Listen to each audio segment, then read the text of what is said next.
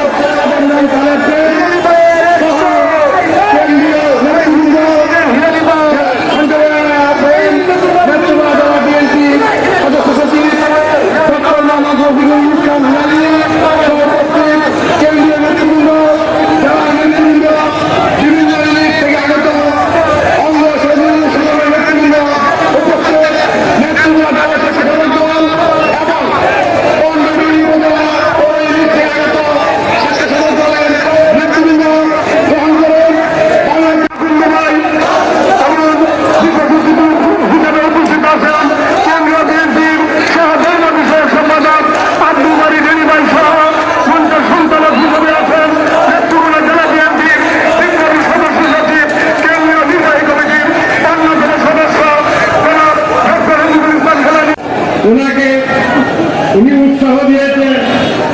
অধ্যাপক ডাক্তার আনোয়ার হক সঞ্চালনায় আছেন, সদস্য সচিব ডক্টর ভিমানী সাহেব উপস্থিত আছেন। প্রধান অতিথি হিসেবে আমাদের বৃহত্তম ময়মনসিংহের কৃতি সন্তান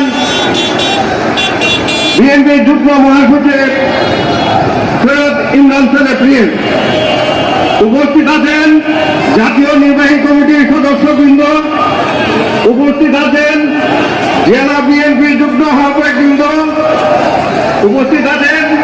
জেলা বিএনপির সাবেক নেতৃবৃন্দ, বিভিন্ন পর্যায়ের নেতৃবৃন্দ উপস্থিত আছেন। বিভিন্ন অঙ্গ সংগঠনের সভাপতি সাধারণ সম্পাদকবৃন্দ উপস্থিত আছেন। উপজেলা নেতৃবৃন্দ উপস্থিত আছেন। আমাদের বিভিন্ন পর্যায়ের উপজেলা